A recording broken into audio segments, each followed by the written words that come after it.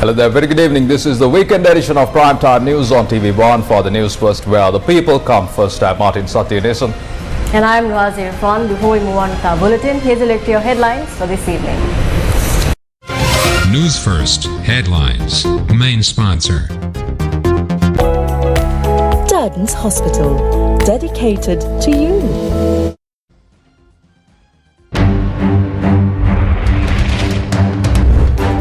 President on a visit to the UK and France and expected to secure Paris Club support in debt restructuring. UNP General Secretary calls to elect Ranil Wickremesinghe as President in 2024 presidential poll. Broadcasting Regulatory Act is being drafted to introduce Singapore-style laws in Sri Lanka. Sri Lanka Singapore European Samagi Jana Balawege reveals of massive loss to the state from private placements in government securities. Billion 40න් විතර රජයට වෙන අවම පාඩුව රුපියල් billion 5ක්වත් million 5000ක්. එහෙම central බැංකුවට කරන්න පුළුවන්ද? 4 people dead in earth slips in Norelia and Rakwana. ICC Cricket World Cup qualifiers to begin on Sunday. Catch the live action on Sirasa TV and TV1.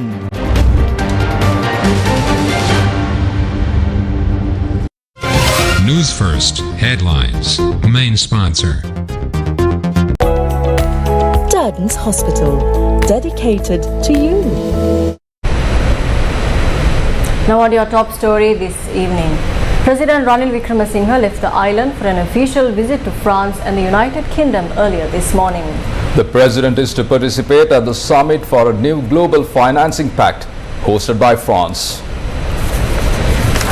French President Emmanuel Macron has invited President Ranil Wickremesinghe to participate in the summit for a new global financing pact. The two-day summit, themed Finding Solutions to the Pressing Challenges Facing the World Today, is scheduled to take place on the 22nd and 23rd of June. The primary objective of the conference is to address the urgent need for solutions to the numerous crises affecting the global community. Additionally, President Wickremesinghe's visit to France will include meetings with members of the Paris Club and a group of creditor countries. The discussions during these meetings will primarily focus on resolving the debt crisis in Sri Lanka and seeking support from the Paris Club to ensure debt stability. In light of President Wickremesinghe's official visit, State Minister Shehan Singha has been appointed as the Acting Minister of Finance, while Pramita Bandarathenakun will serve as the Acting Minister of Defence.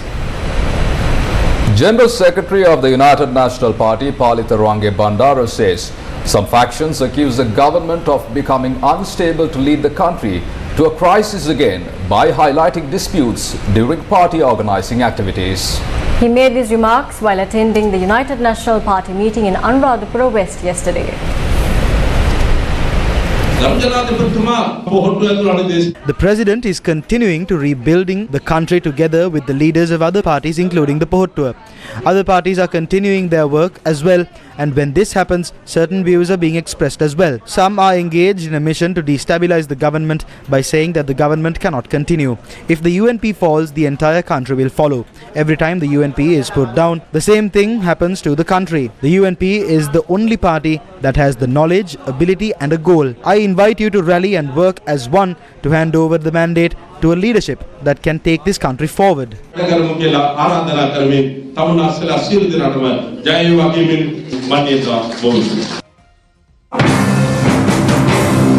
The Walapane Balamandala meeting at the Sri Lanka Pudujana Peramuna was held today. Several senior party members attended the event. Apparel factories are closing. Jobs are lost. The same thing is happening in the production sector. There are high taxes and high interest rates. If a 30% tax is imposed on exports, factories won't be developed. We must understand this. We are in an economically challenging time. But if someone is trying to bring the country to a worse position where the remaining factories are getting closed down, the second phase of the conspiracy to topple the Gotabaya Rajapaksa administration is being carried out right now. We urge the government to be sensitive. Do not allow unemployment. In many sectors, the production economy has collapsed. The economy of villages has collapsed. That is because there is no production economy in the villages. The government's priority is to succeed in the discussions with the IMF But if the production sector of the country has collapsed by the end of these discussions, if the rural entrepreneur is bankrupt, it will take many years to recover from that situation.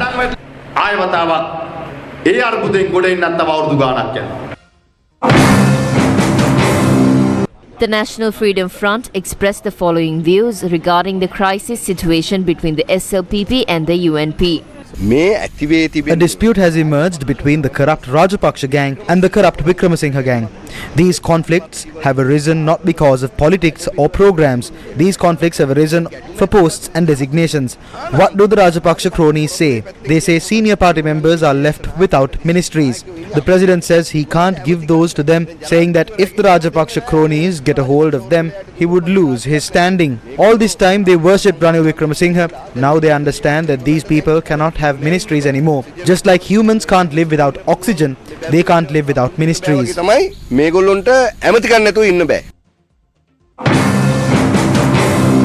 The Samagi Jana Balawekya says it is important to hold a parliamentary election at this time. We will definitely make an alliance. I believe that it is important to come together at this time to save this country. The Samagi Jana Balawekya will provide the leadership for this. Sadit Premadasa will provide the leadership for this. A parliament representing the voice of the people is required, because when that happens, people will agree to a certain extent on the decisions made by the parliament. The people of this country will not agree to decisions made by a group without a mandate. It is pertinent that a parliamentary election dawns at a time like this.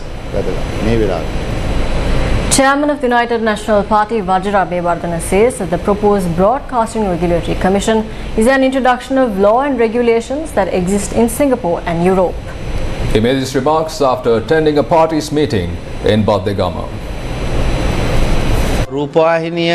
Today, a large number of television channels in Sri Lanka are controlled under the SLRC Act and the Sri Lanka Broadcasting Act. This is in fact illegal. So we ask you to pay attention so that we can make Sri Lanka another Singapore. Let's introduce the rules and regulations of Singapore to the media in Sri Lanka. Why are some not in favor of seeing Sri Lanka becoming another Singapore or Europe? So let us introduce the rules and regulations of Europe to Sri Lanka. This will not be a hindrance. The media must appear in front of the world with a proper value. Vajra Abeyewardena, Chairman of the United National Party. To the best of our knowledge, no one has asked for Sri Lanka to be transformed into a Singapore. What we are witnessing is an endeavour to impose laws unrelated to our country's democratic system under the guise of emulating Singapore.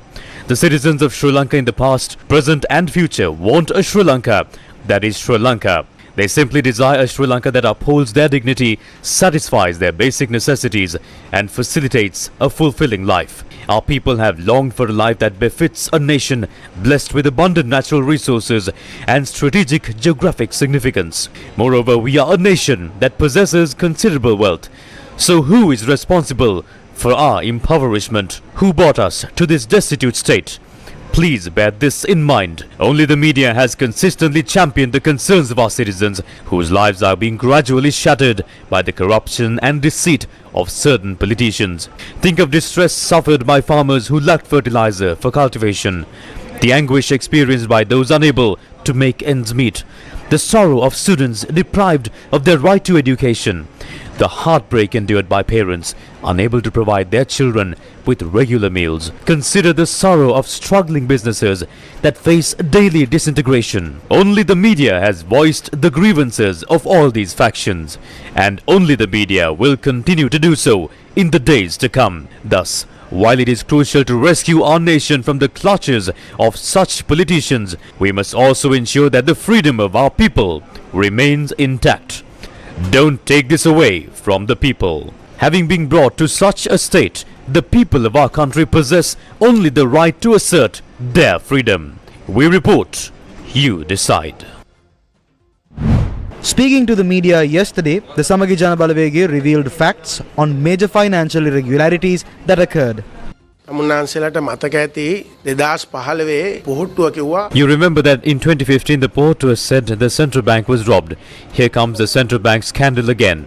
On the 31st and 1st, the central bank was robbed. We all know that there is a policy interest rate in the country. The monetary board of the central bank decides the policy interest rate under the governor of the central bank. A treasury bill auction was called to generate 160 billion rupees on the 31st of May. Who is on this auction board? This auction board consists of 4 key officials from the central bank.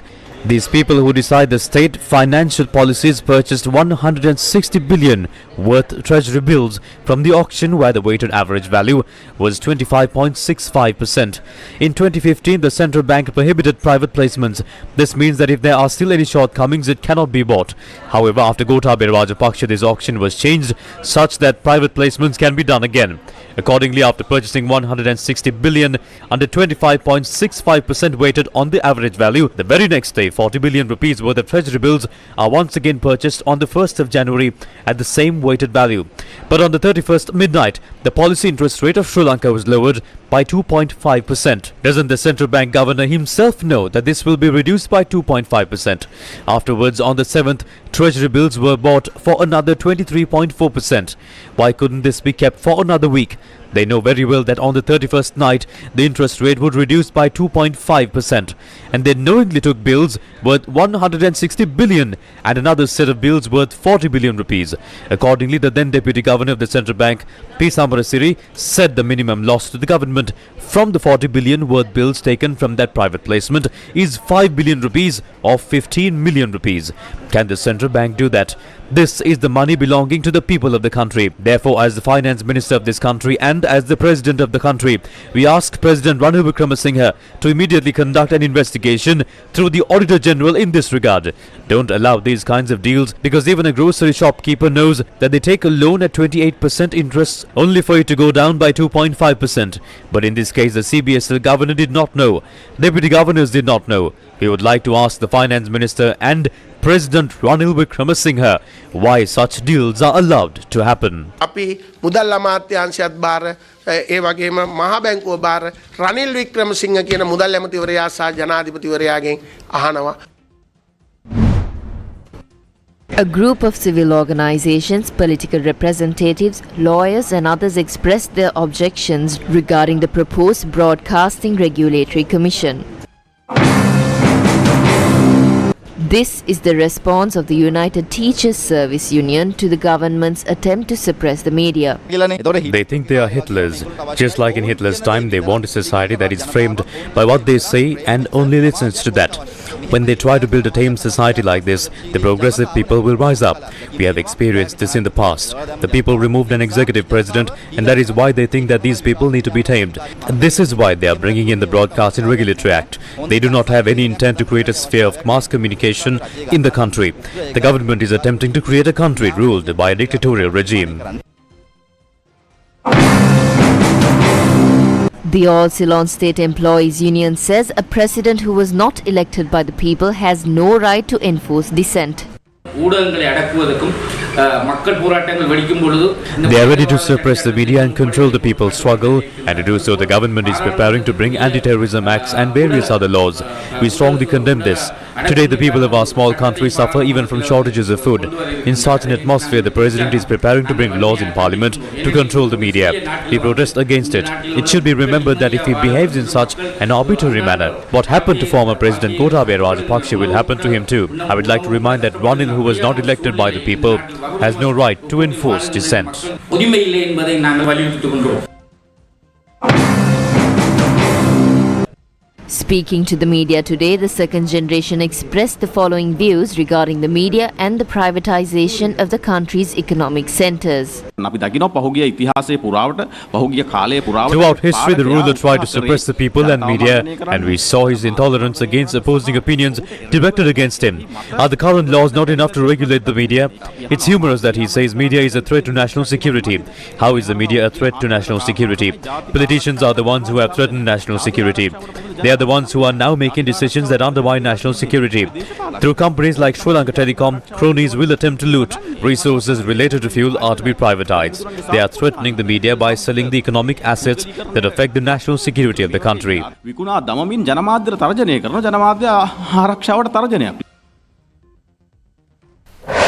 News first with the people. When a heart attack strikes, every minute makes the difference between life and death. With the right care and treatment at the hand of the most skilled surgeons and medical professionals. With the perfect environment for recovery. Darden's Heart Centre, dedicated to you.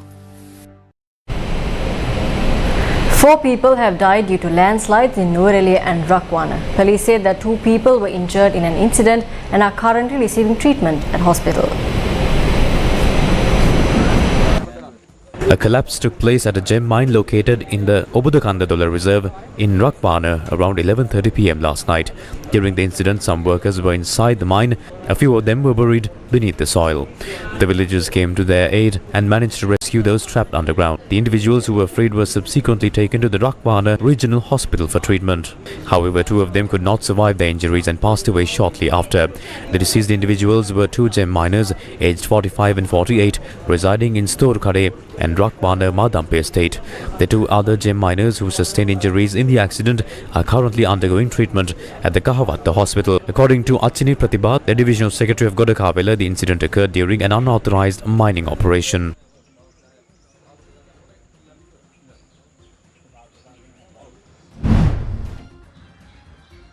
Meanwhile, 2 people were caught under a mound of earth near a 4-story building that was being constructed on Vadapan Road in Noralia. The accident occurred between 4:30 and 5:30 p.m. yesterday.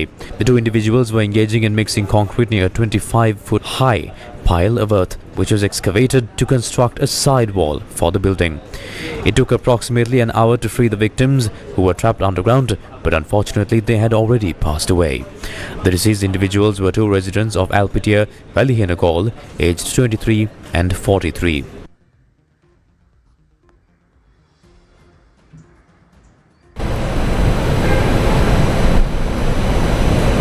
Jalani Premadasa was conferred the honorary title of Sri Sugata Sasana Prasadani today at the Detalava Kahagolla Sri Sudarshana Rama Viharya. She was awarded this title in recognition of her work for the advancement of the Buddha Sasana. Venerable Metmunigama Sirisumana Thero, Venerable Kahattevela Sirinivasa Thero and Venerable Nindane Chandavimala Thero presided over this occasion along with the Mahasangha of all 3 sects as well.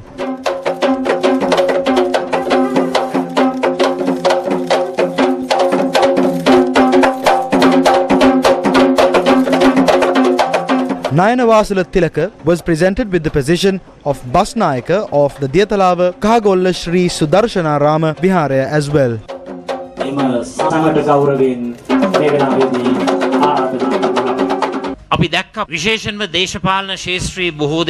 We have seen how many people, especially in politics, have used Buddhism as a political weapon to get what they want. Looking at the Buddha Sasana in this bankrupt Sri Lanka, the ability to maintain temples is gradually decreasing. At a time like this, very few people are trying to implement an anti-Buddhist conspiracy in the country to disrupt the religious service. This is a plot centered on individuals. The people of this country should be vigilant in this regard. පුද්ගලයෝ කේන්ද්‍ර කරගෙන ක්‍රියාත්මක වෙන කුමන්ත්‍රණයක්. මේක ගැන මේ රටේ ජනතාව විමසිලිමත්. An event to celebrate the International Yoga Day took place at the Independence Square in Colombo today. This special celebration showcased demonstrations and exercises useful for the physical and mental health of people. The High Commissioner of India, Gopal Bagle, Foreign Minister Ali Sabri, Minister of Mass Media, Bandula Gunawardena, Minister of Education, Susil Premajayantha, Minister Sisira Jayakodi and others were present at the occasion. The event was jointly organized by the Indian High Commission, the State Ministry of Indigenous Medicine, the Ministry of Health and multiple ministries of the government. Breathe in slowly up. Turn your right foot forward and turn your left foot to the left side. Breathe in while breathe out. Bend your body to the left side. Bring your palms completely resting on the floor and forehead closer to the knee. Breathe out.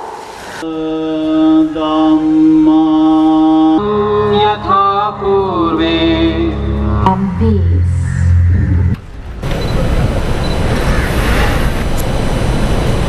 The price of crude oil in the world market has increased compared to yesterday. Accordingly, the price of a barrel of crude oil in the British Brent crude market was $76 and 61 cents today. The price of a barrel of crude oil in the American market was recorded at $71 and 78 cents.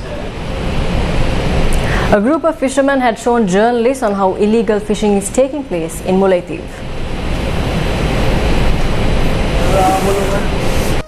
Illegal fishing methods such as fishing by use of lights and dynamite fishing are followed in certain parts of the Sea of Sri Lanka. Fishermen have repeatedly filed complaints to authorities on these illegal fishing methods.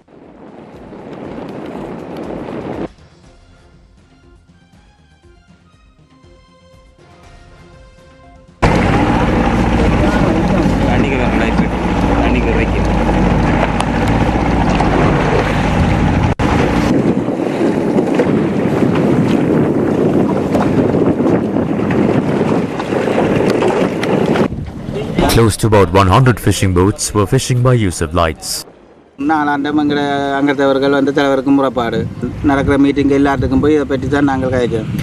day, fishermen complain about this. Even at meetings, we speak about this. Still, no one had been caught. So we took journalists there to show what is happening. We expect a solution from this.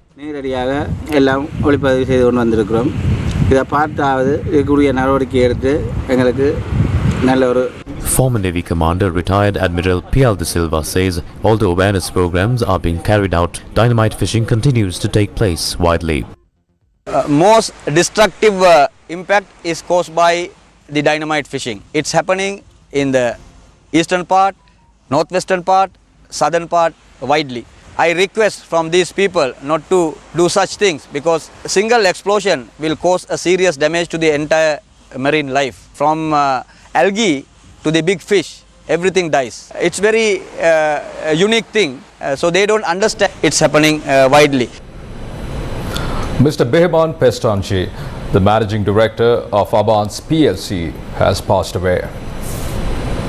Having played a part in the family business since its inception, Behman Pestanji was instrumental in the Abans Group's growth over the years. He was credited with overseeing its expansion from one store to more than 500 across Sri Lanka through his leadership of the conglomerate's operations division, among others. In 2018, Behman Pestanji was conferred the Order of Merit by the Government of the Republic of Korea. The award not only presented in Behman's incredible body of work over the past few decades in the retail sector, but also acted as a powerful testament to the Abans Group's significant role in the close bilateral relations between South Korea and Sri Lanka. Today is the 47th day of the LOLC Divisary social service program. Today's program is being implemented centering the Nuwara district. The distribution of necessary exercise books and school equipment to school children in Sri Lanka is conducted under the project. The LOLC group contributes to this social care program, which is implemented with the support of the Ministry of Education. Accordingly, exercise books and school essentials were distributed to the students of the Deepaloka Primary School, Muragala Primary School, Kos Gahadebala Primary Schools in the Hanguranketa Educational Zonal Offices. Under the Divisary program, students from the Watavala Primary School, Hanguranketa Bodhi Malkada Vidyalaya received school books and stationery items. Access to clean drinking water is an issue plaguing many areas in the country. Makarabava village in the Puttalam district is one such area.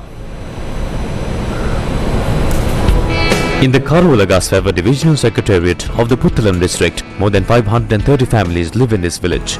The livelihood of many in this village is farming. For the longest period of time, people of this village suffered due to the salinity of the water in the area. However, this issue was resolved on the 25th of May after government gifted a water filtration plant for the village. The project was supported by St. Peter's College, Bombalapitia.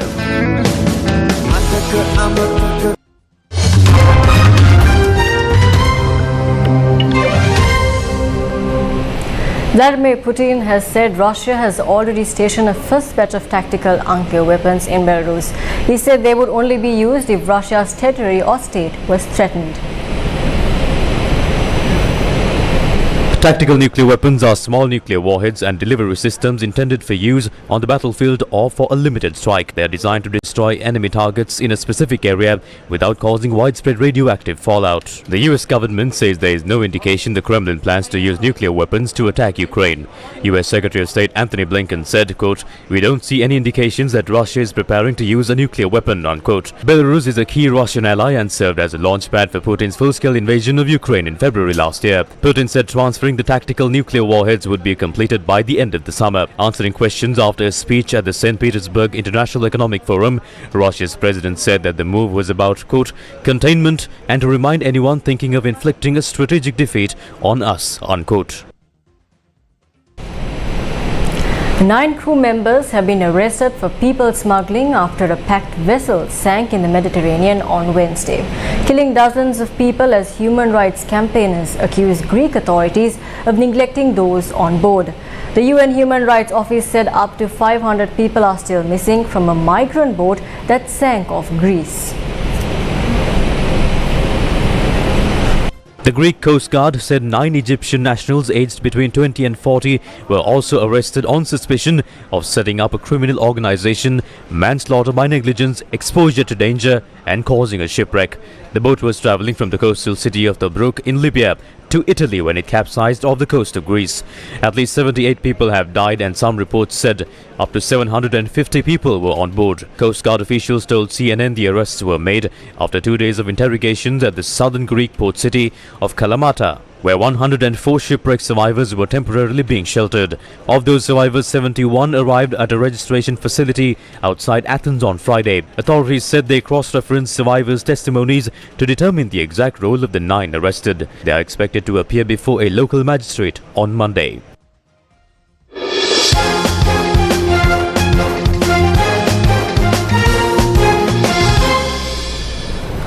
The 2023 ICC Cricket World Cup qualifiers is set to commence in Zimbabwe tomorrow.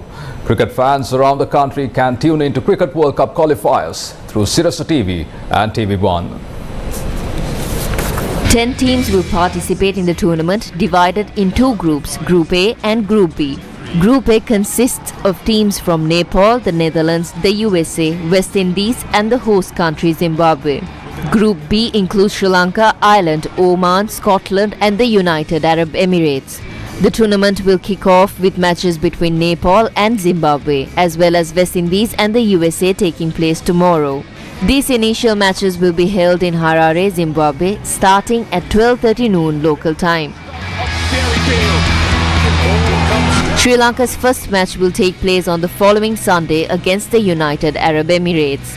On the 23rd, Sri Lanka will compete against Oman, followed by a match against Ireland on the 25th of June. The final Group B match featuring Sri Lanka will be held on the 27th of June against Scotland. All the matches of the tournament will be broadcasted on TV1, with Sri Lanka's matches also available for viewing on Sirasa TV, accompanied by cricket expert analysis. The Champion Network will showcase these matches from Sunday at 11:30 AM with live coverage of the first qualifying match between Zimbabwe and Nepal. From that, we bring to a close this edition of Primetime News on TV1. For details of these stories and much more, simply log on to our website www.newsfirst.lk. For the News First, where the people come first, I'm Martin Satyanesan. And I'm Raz Irfan. You take care and good night.